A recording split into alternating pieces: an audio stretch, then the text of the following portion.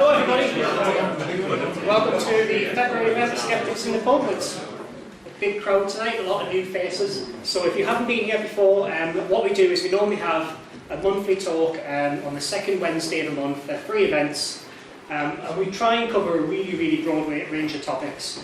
Science, technology, finance, religion, politics, philosophy, anything, you name it, we'll discuss it. Tonight we've got Richard Shelley, who I'll allow to introduce himself in a moment. But I just want to cover a few things just before we start. Here's a list of our upcoming events. So we're trying to get quite a lot of events locked down quite early this year. Next month, we're back here. We've got Rebecca O'Neill, who is involved with the Dublin Skeptics in the Pub group. She's coming over to talk about her experiences working in a health food shop that we can't name. So that will be quite interesting. Following that, we've put a lot of planning in this one, but we're going to have a debate for the general election in April. So we're going to be in a different venue. That's going to be the Tyneside Irish Centre. We've managed to get commitments from the Labour Party, the Conservatives, the Liberal Democrats, the Greens and UKIP. They're all going to take part. Yeah, damn the Dems. So we've got, so far, Chai Onwar from Labour has said she'll take part. We've got Wendy Taylor from the Liberal Democrats, who stands in the Heaton area. She's going to be taking part. Shirley Ford for the Greens. We're still waiting on names from the Conservatives in the UK because they haven't done their parliamentary selections yet. The debate is going to be chaired by Newcastle University's Head of Politics, Dr. Nick Randall, and I think we're going to get a good crowd for that to try and come along. In May, we're not sure where this is going to be yet, depends on the numbers, but we've got Ash Price, who runs the Edinburgh Skeptics in the Pub. He was the very first speaker here back in 2010, and he's going to be doing his Edinburgh Fringe performance on how to talk to the dead. So we're going to have a little seance, and it's going to get spooky, and then he's going to explain how it all works. So, a bit of a performance piece, something that you'll enjoy. Teesside as well. Teesside is not that far down the road if you take a train or if you drive. They've got a couple of events coming up as well that I'd just like to promote to help them out. Is Terry here? No? Speak to Terry if he turns up. This Friday, they're having a social at Swatter's Car, which is apparently a pub. But their normal events are the first Thursday of the month. So they've got Will Moy from Full Fact, who are an organisation who normally check facts in the media, all the ridiculous claims politicians make, whether they stand up to scrutiny. So that'll be interesting. That's in their regular haunt at O'Connell's Pub, which is right in the centre of Middlesbrough. And in April, they have Chris Peters, who is a member of Sense About Science, and they're another think tank who try and promote evidence-based policy in politics. Try and get along with those if you can. I will as well. You'll have to put up with me there. One last thing. Michael Marshall, who we had here in August, is organising QEDCon this year, which is held on the 24th to the 26th of April, which is a weekend, I believe, in Manchester.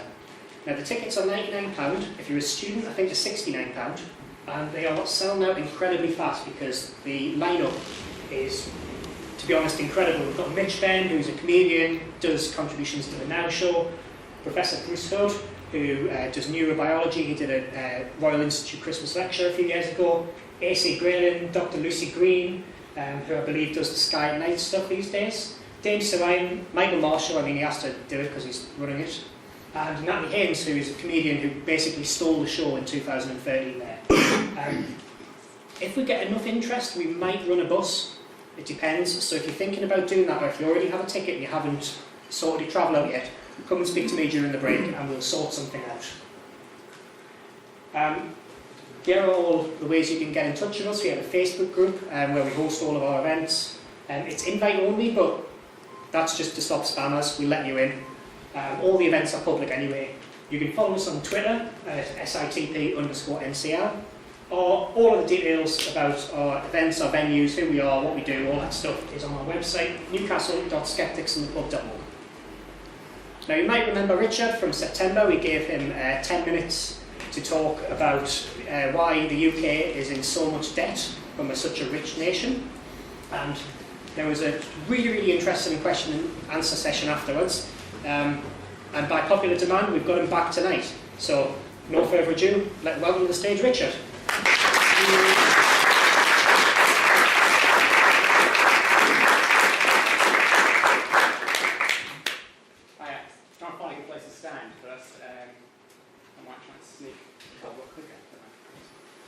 So my name's Richard Shelley. I'm a doctor currently at Durham, actually at STU.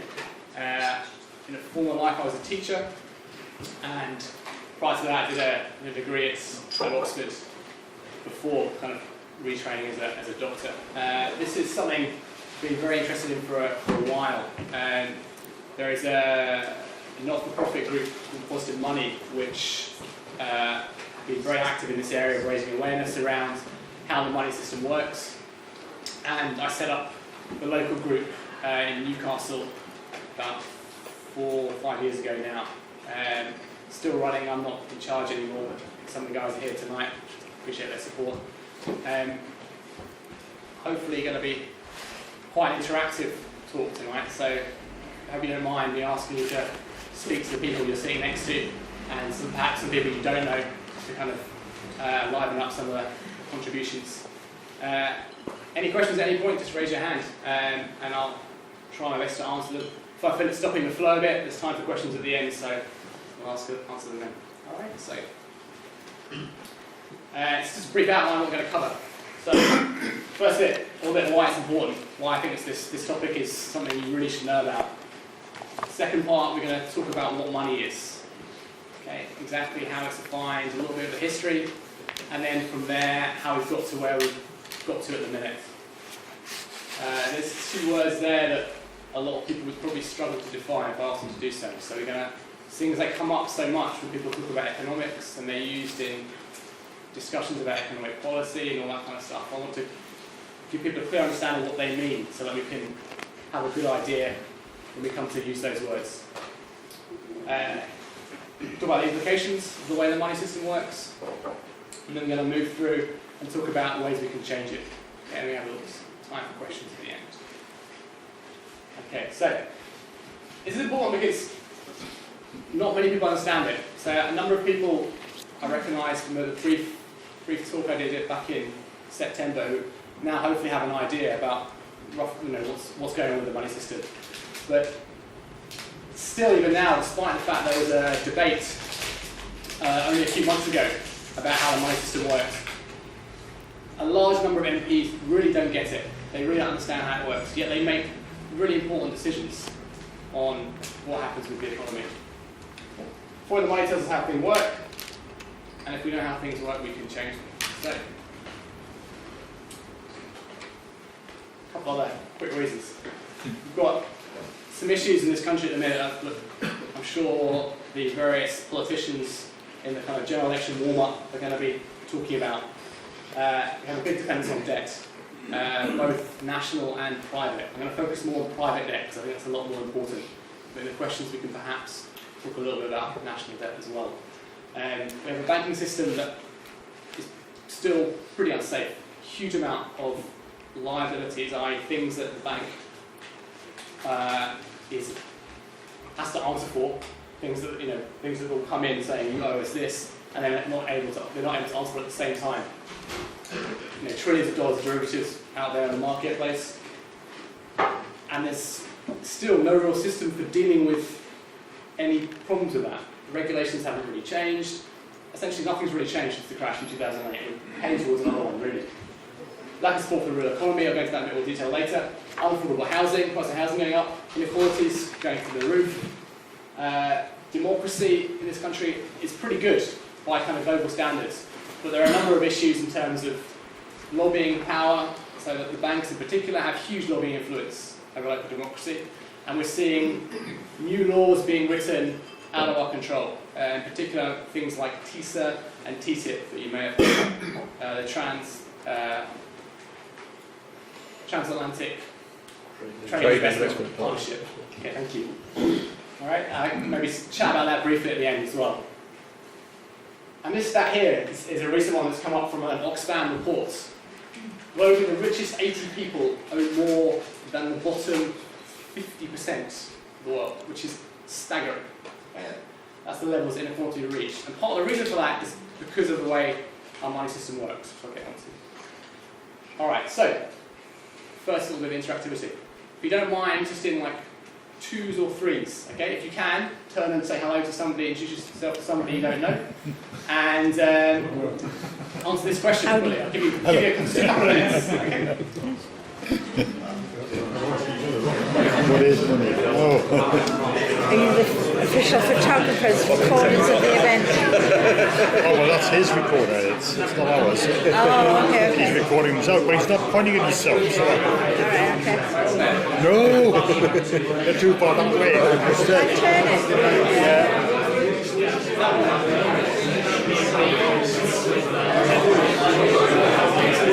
Yeah, no, that, no. There, yeah, there. You're okay.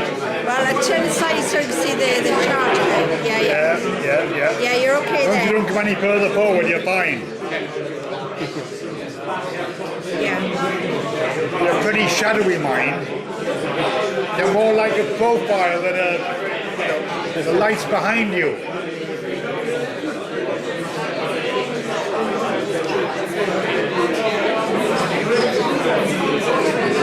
Oh, it's adjusted now. It's fine now. The light. It's adjusted. When you come down, it lights up. And then when you go up there, it goes dark. Yeah, well, basically you've got a huge white screen that's going to sort of basically you're going to be underexposed. If you're there, yeah. As long as that much white screen filling the frame, you're going to be a silhouette wherever you are. So. Well, let's turn one of those things on. Alright. Okay. So anyone want to throw me some ideas? Any groups want to throw some ideas back to this one? Ideas. Oh, yes. An IOU from the bank. Fantastic. Okay, an IOU. Okay, any other kind of... But what... Is there anything that's an IOU from the bank? If it's something's not an IOU from the bank, is it also money? Can be. How about if it's an IOU from the government, the state? Bonds. Which debts? How about if it's an IOU from me? Or you? That's good. That's yeah. Okay. It depends. Means of exchange. Means of exchange. Good. Okay. Well, what's Bitcoin in relation to something like that? Would that count as money? It's an exchange system. Exactly. Okay. So what characteristics of Bitcoin make it money? Scarce. Interesting. So it can't be. I don't know. Scarcity, value, yeah, but it's valuable because of its nature and because of the properties it has. Yeah. You can swap it for something real. In fact, you could swap it for something real good. Okay. So there's the idea of an exchange. It has value when you exchange it. Yeah. Good. Yeah. Something that the majority seems to have value. Yes. Okay. Excellent. Something that people agree has value. All right. So this is quite a good definition. Anything readily accepted as payment for goods and services. All right. And by that definition, yeah, the bank IOU is money. Okay. But other things can also be money as well. All right. So generally, we trust that the £5 note or the coins in our pocket are money. They work and they can be exchanged for things because Someone said so. Because we believe it. because we every day It's worked for us in we the past. use it. You know, our experience is that we've taken these coins out of our pocket, put them on the table, and we've got a beer in exchange or a magazine or whatever it is we've got in exchange. All right. Now the real reason that's the case is because of this. Is because the government demands we pay taxes in pound sterling. All right. That's why pound sterling have their value ultimately. Because at the end of the day, we've got to find pound sterling to give the government to pay taxes. Okay. And in return, the government keeps us safe. Okay, they organise what's supposed to be. Okay, they organise the police force and they have the military and they have a system of governing and making sure that they know who people are and where they all the rest of it. All right. So there are three main types we can use. Okay, this is kind of fairly obvious. What are the main types? I mean, we talked about them already, more or less. Coins? Coins, good one. Yeah. Notes, good. Plastic. And plastic, yeah, digital. Okay. So So we've got those type there. There's also a type called central bank reserves, which is money that only banks can use. And if you get a chance, I'll talk about that a little bit as well, because that helps you really understand how the money system works. Okay. So, all right. This is not the. Depending on what you read, okay, you read. There's other people will argue some other origins, but the main origin of coins, okay, will be. And this is quite a clever system if you think about it. You're a kind of a kingdom. Okay? You want soldiers to control a particular area for you, and you want to stop the neighbouring kingdom getting any closer and taking your peasants or having your peasants give tribute to them instead. Now the question is, how do you then pay these soldiers? Now of course you could give them, food potentially, you could give them things, but there needs to be some way to get these soldiers to work for you. So how you do it is you issue coins, they take those coins, you then demand that the people in your kingdom have to get hold of these coins to give them back to you. And through that method, those coins then have value, because the people in the kingdom then, I've got to have those coins so I can give them back to the king. Otherwise, the soldiers are going to teach me a lesson. So that's how you get kind of coins and stuff. That's how kind of currency takes on simple terms becomes widely used. Right? And that's the same kind of with the taxation. This is just taxation by another kind of way of explaining it. All right. So the question comes along, if you have lots of coins, there's two issues. One, it's heavy to carry, and two, you risk being robbed. So what do you do? What are you going to do with it? Bury them. All right, okay. That's one option. You could bury them somewhere, all right, and hope no one else knows where they're buried. It doesn't know it's fresh soil, kind of, at some point. Okay, Buy a gun. Buy a gun. Yeah. Put them in a thick leather bag and use them to rob someone else. Okay, good. Yeah, but, I mean, that's security. That's all the issues that is it. What I'm looking at here is Turn them into something else of value. Notes. that's true. You could do that. I'm getting onto the notes in a minute. Where would you put them? Where? Safe place. A safe place. Good. Okay. So this safe place is somewhere where they're going to be looked after, and people aren't going to go in and just take them. All right. So this might be called a bank. All right. And what would happen? You put in, let's say, 50 of your coins, your royal coins or kingdom coins, what they're called. You put them in there. How do they know that you've put them? How do they know that when you come back, you should have 50 coins? The receipt. The receipt. Okay. So this is a receipt from the Leeds Banking Company. It's actually dated 1863. For 50 coins. Okay, 50. I'm not quite sure. I can't quite read it there, but 50 pounds or 50, whatever the measure was for the value of these coins. So 50 of them. Now the question now arises: if someone's got that receipt, if you bring it back to the bank, you get 50 coins, right?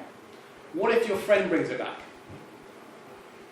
Now, assuming the bank is happy taking the receipt from anybody, your friend can take it back.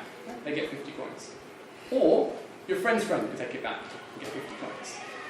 Now, if you extend that to this local circle, this piece of paper now, at any point, can be redeemed by anybody in that area, and they can go and get their 50 coins. Right? And they will accept it as 50 coins, or as close to, because they know that they can go to the bank and get 50 coins out. What was the definition of money I gave earlier? Exchange for services.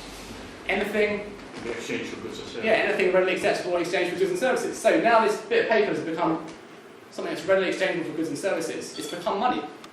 Okay? So this receipt has become something you can now use to spend. Next question is, where would you go to borrow money? Well, the banks, since they've got it all. The banks, because they've got it all. Exactly. The banks have got the coins. Okay?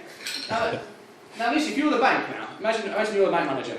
Someone comes to you and goes, I want to start a milk company, okay? But I haven't got any infrastructure, I don't even have a cow. Can I borrow 30 coins so I can go and buy a cow, please? Okay? You go, sure, okay. Here's a bit of paper, sign here, promise to pay back 30 coins, and interest, so plus 5 coins each year. You've got to pay it back by the end of next year. So I want 35 or 40 coins back, in 1 or 2 years, depending on how long you do the loan for. And you then put some clause in there saying that if you can't pay it back, I'll come and take the cow, or I'll come and take your children, or whatever it is that you put in there to give you a bit of safety. And then rather than give them coins, what other option do you have? Receipt. Give them a receipt, exactly. You write them out a bit of paper that says 30 gold coins. And you give it to the guy who wants to buy the cow, and he takes the bit of paper that says 30 gold coins, and he goes to the guy who owns the cow, and the guy who owns the cow accepts it because he knows he can go back to the bank and get 30 coins out with that same bit of paper. Now initially, when the first receipt was made, there were 50 coins into the bank. Okay?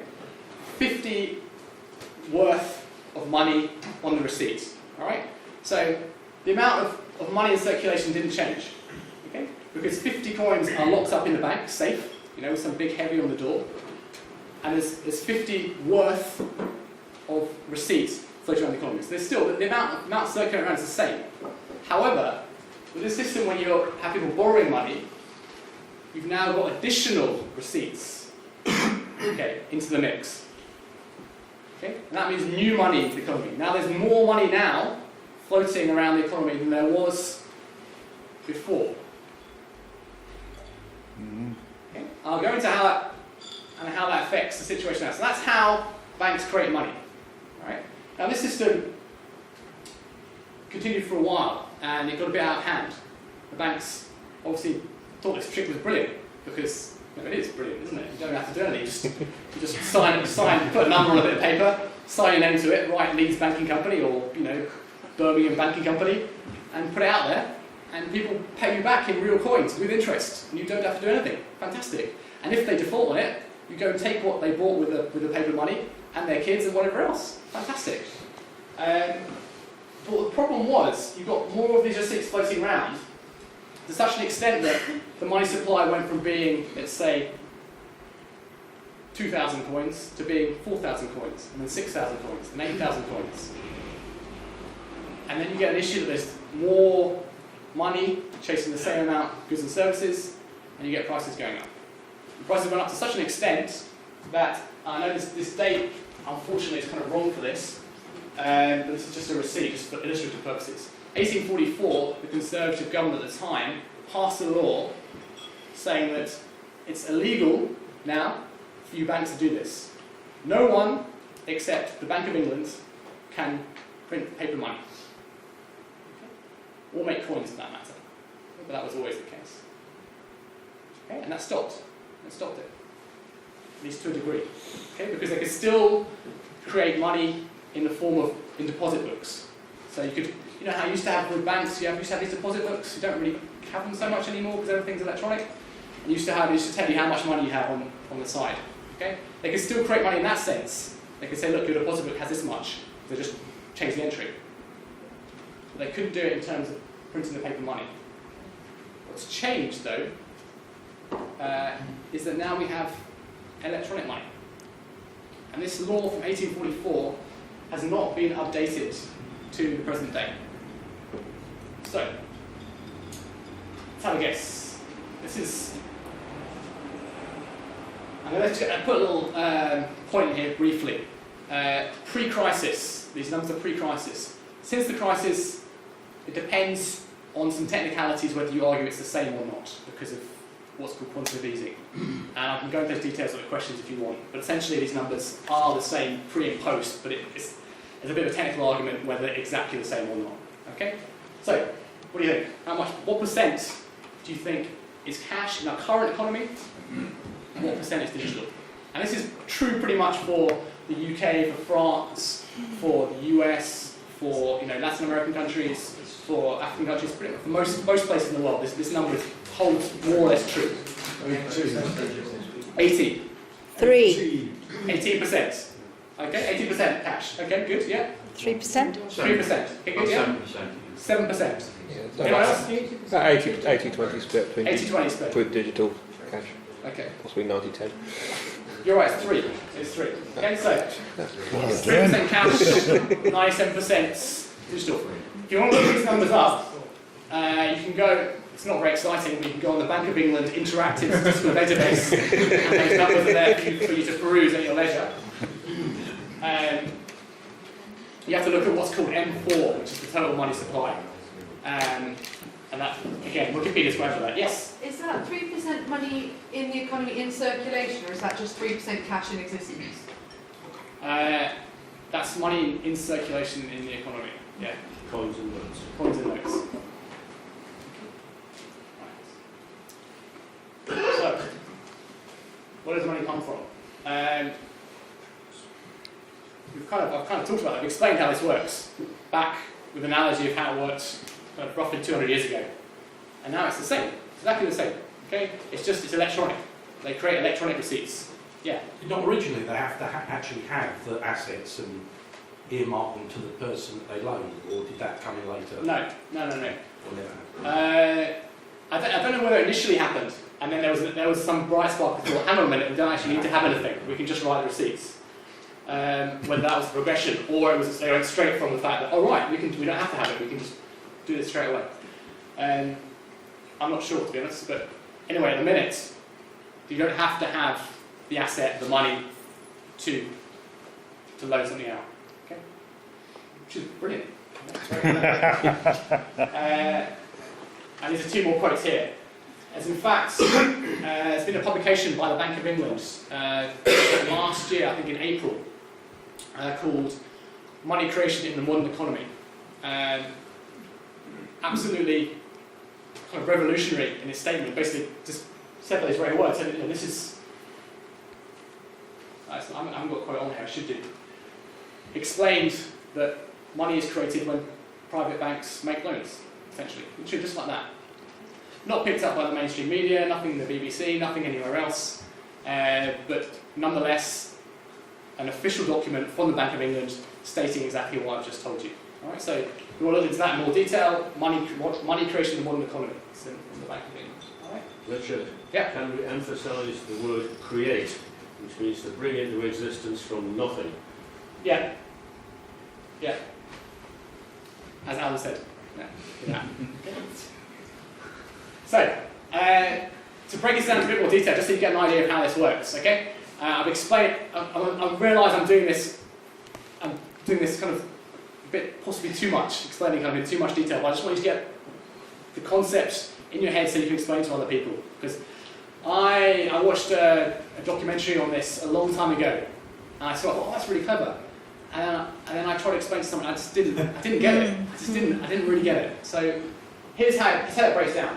This is your what's called double entry bookkeeping. For anyone who's done I haven't done accountancy, but this is basically what accountancy looks like. You have your assets, things that stuff owed to you, and liabilities, stuff you owe to other people. All right. Now, basically, when someone comes in to borrow money, say they want to buy a house. House is £100,000. They come in and they basically sign a bit of paper that says, I will pay back £100,000 plus interest over 20 years, and if I can't pay it back, you will take my house.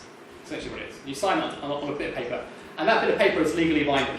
The bank can take that to the court, and they can come and get people, get a court order and get people from the state to come and arrest you if you don't fulfill that and take your house away, if you don't fulfill that obligation. In return, they put on the liability side of the double entry bookkeeping bit of paper £100,000 in your account.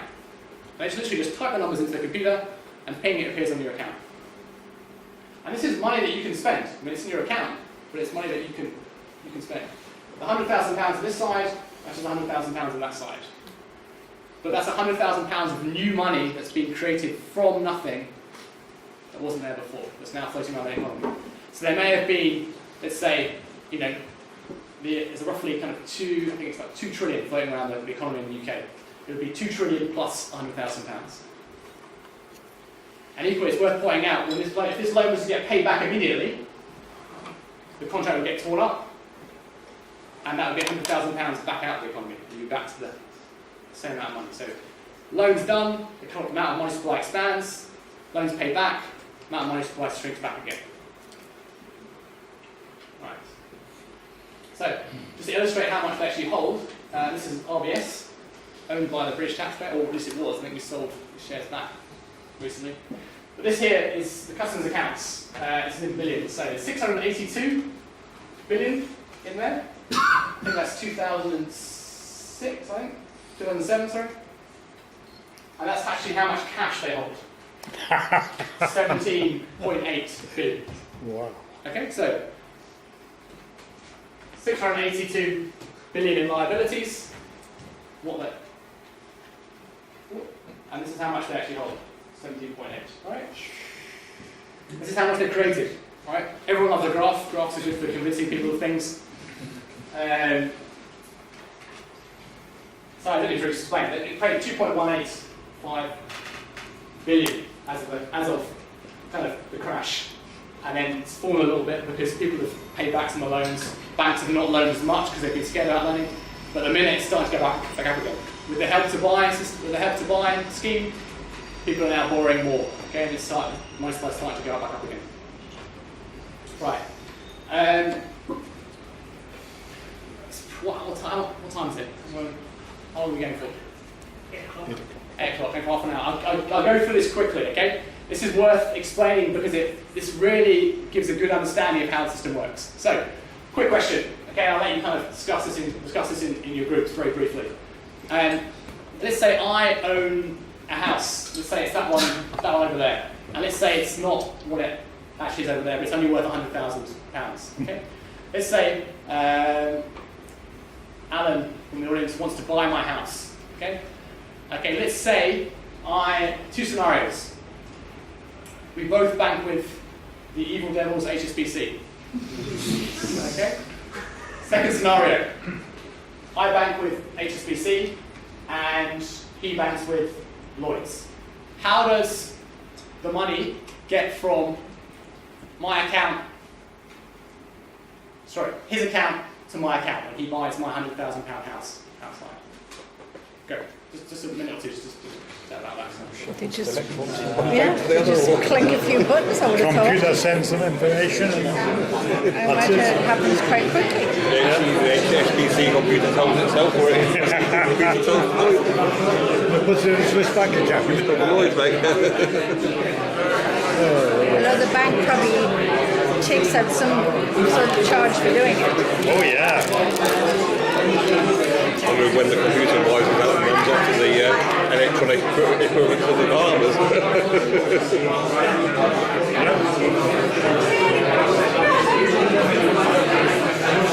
RTP keeps so long seconds.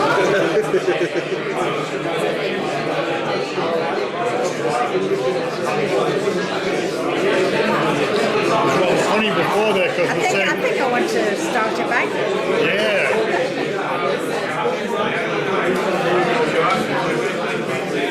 It was rather funny before because we had a seat there as well. And I said, take it away, but leave that one in case the blonde wants to sit down. And the blonde sat down. So,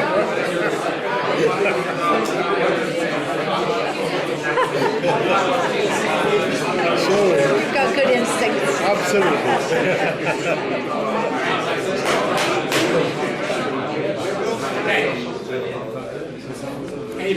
Any bright first scenario. So we both bank with HSBC. What happens?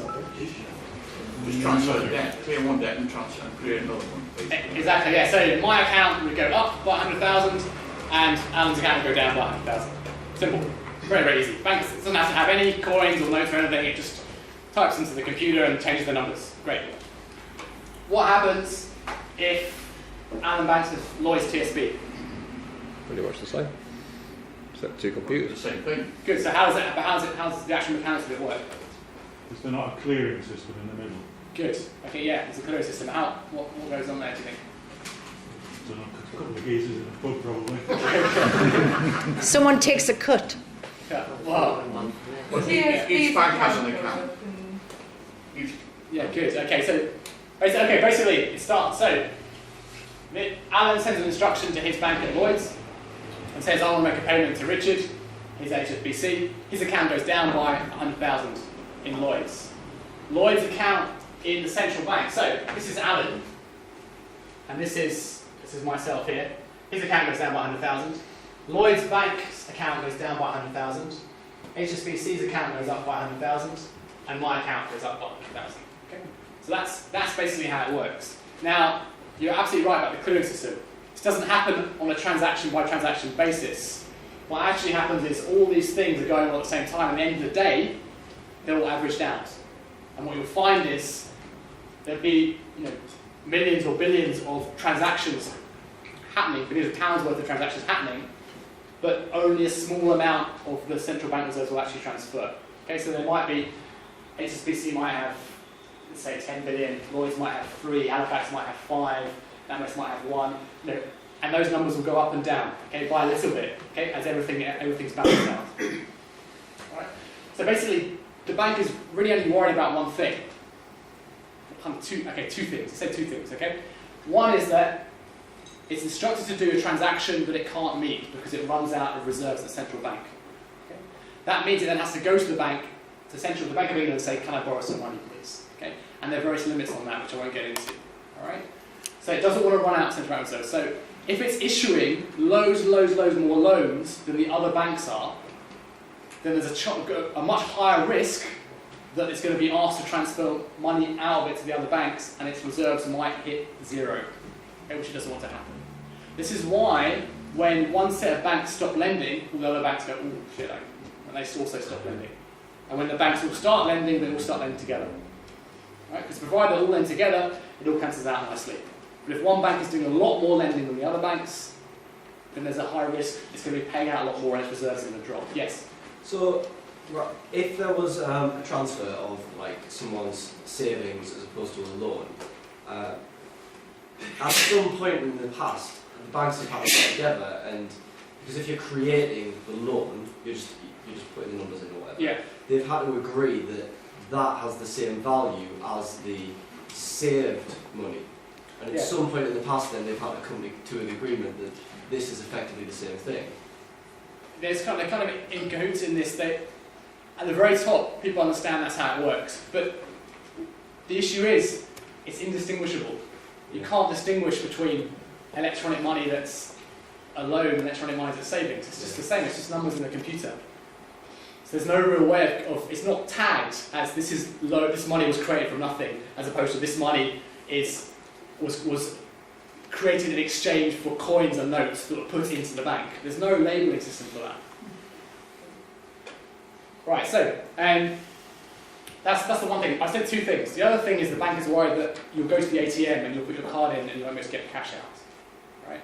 And that's why you have limits of £500 with the withdrawal per day. Okay, so it can keep the ATM stocked. Because once you lose that confidence, once you go to the ATM and put your card in and no cash comes out, questions start to get asked and people get very skirty, and then bad things happen. Right. Okay, so again, just do little groups. These questions here. You define inflation, economic growth, and if you've got time, can you talk about what causes inflation and see if you can rank the key things in importance? Is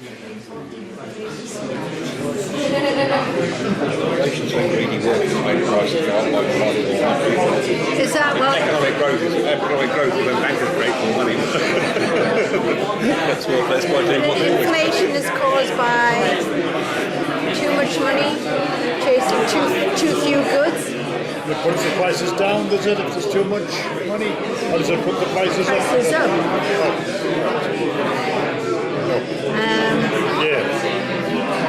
I'm just thinking of the Weimar Republic, and people would carry suitcases full of cars. Yeah. Actually, the story of Weimar, Westminster, this old geezer had his savings with this bank for years and years, and a couple of thousand life marks. And eventually, the bank wrote him a letter saying, sorry, we can't keep your account anymore, it's not worth it. Here's $1 trillion life mark notes in full settlement of what we owe you. And the stamp on the envelope was 10 trillion.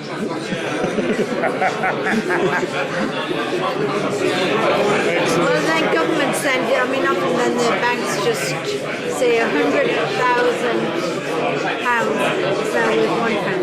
They just took it off a few zeros.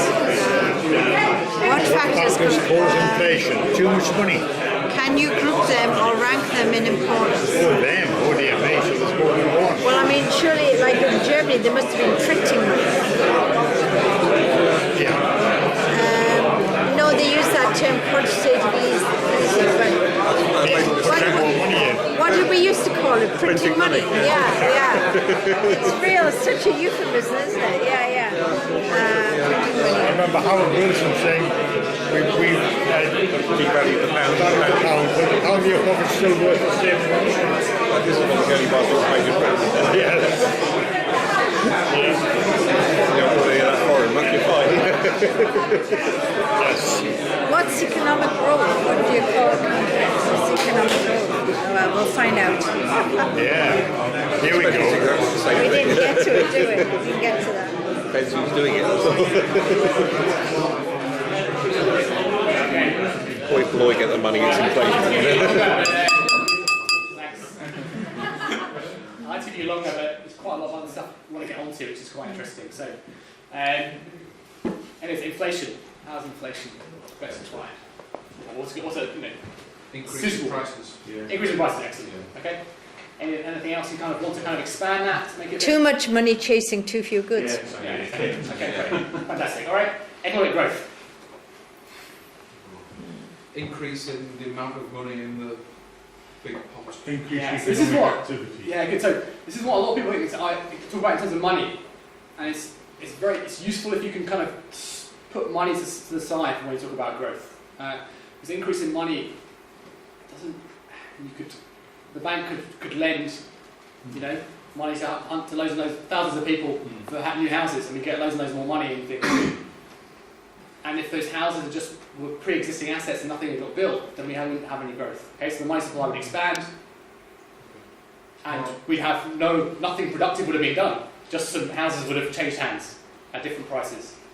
So you're absolutely right to say that, because loads of people say that. But it's better if we can put that up. You talked about goods and services, I think, didn't you? Increase economic activity. Making more values.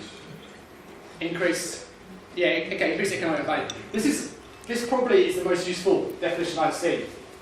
All right, increasing the provision of desirable goods and services. Now, you can take the desirable bit out. I put it in there because if something's not desirable, it won't be purchased, and therefore it's not really growth as such. But it's just essentially how it's measured. We look at production. When you measure what's called GDP, you look at either consumption or production, or there's other ways of measuring it. You look at all the goods and services produced, and you look at the value of all the goods and services produced. Okay? Or you look at all the value of all the goods and services consumed, and they're supposed to be the same. Okay? Now, increase the price of a set of goods and/or services over a fixed period. That's how we measure inflation. So we use the CPI, the RPI, okay, retail price and consumer price index. One includes the values of rents and one doesn't. All right. So, what factors cause inflation? Any suggestions? Printing money. Printing money, yeah, okay, can do, yeah. Well, increasing debt by the banks, increasing the money supply. Increasing the money supply, yeah. Cost of producing goods and services. Yeah, okay, can do. Like second to that, people. Shortage Yeah, of because desirable. they're forced to put prices up. Yeah, exactly. Yeah. Shortage of desirable goods and services. Exactly. Shortage of desirable goods and services. Okay. Population growth? Huh? Population growth or less than? Again, because of demand. Yeah, you can talk about that. Increased demand. So supply is less essentially. So there's more people chasing fewer goods and services. Exactly. I mean, essentially, it's all about number of people chasing how many goods and services. Now, we'll move on. Okay. Just a quick check. First one is Inflation. inflation. Good. Second one. Growth. Growth. Good. Third one. Money. Money. Good. Okay. Well done. I used to be a teacher. Right. Okay. So primary spending the majority of our money. So what? Okay. This is the key bit I want to think about. Okay. once you can like internalise, and there's a lot of new concepts potentially in this talk, and some of these educational theorists say you can only take in 4 or 5 new concepts to talk, but I'm going to load this as much as I can. If you can now think about the consequences of this, you can really internalise the issues I'm trying to get across here. So what are the implications? All right, I'm going to give you a bit longer on this. I'm going to give you about five, maybe as many as 10 whole minutes. We'll see. Like 5 and a bit minutes. Okay. I'm going to give you the first minute just to think about it on your own. I'm then going to put something up on the board on the screen to give you some ideas, some thinking points. Okay. Let's go. Stop them bugging off it.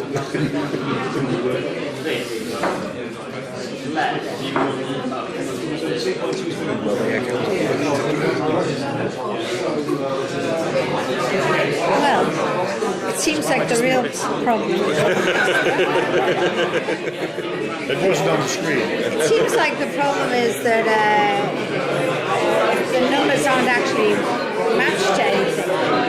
Yeah. It's just this house of cards, really, isn't it? It's not tied to anything concrete.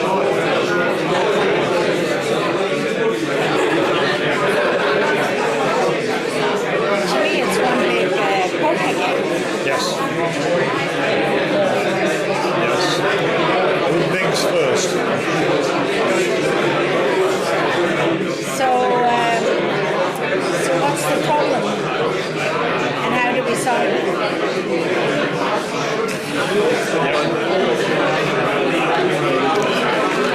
Sort of said when they first proposed the European exchange rate mechanism that wasn't likely to work because it didn't seem to include any provision for lining bankers up against the wall. Sorry, can you slow down? I couldn't quite hear what you said. I'm a bit worried about when they first introduced the European exchange rate mechanism that didn't feel it was going to work because it didn't have any provision for lining up bankers against the nearest wall and shooting them. It all went pear-shaped. I still not quite understand what point you mean. Besides shooting the bankers. I know, but I mean, you know. That's the main point. Alright, that might solve the problem. So George Soros sort of demonstrated well, it's not the when we solution, went is it? No, what's the solution? Do we need a completely different economic system? I mean, I've heard that the problem, like, say, in the European Union, is that they went for a shared currency without it being tied to, like, really political, cultural, and economic. The countries are so different. So different. And therefore it's inherently weak. Because normally economic systems, they've grown up over time, more organically, right?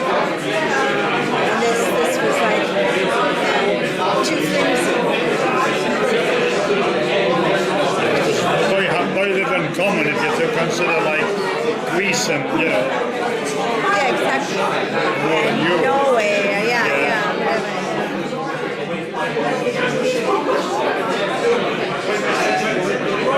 you have to like have a shared similar taxation system. Lots of systems should be similar.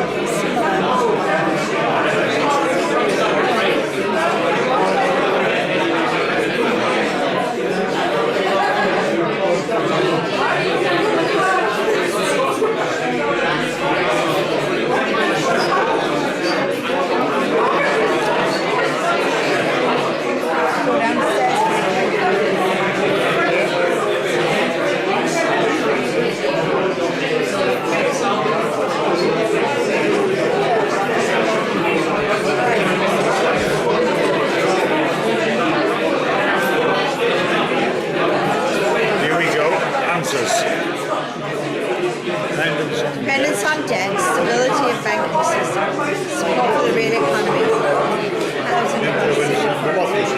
Yeah. We agree. We agree with all that.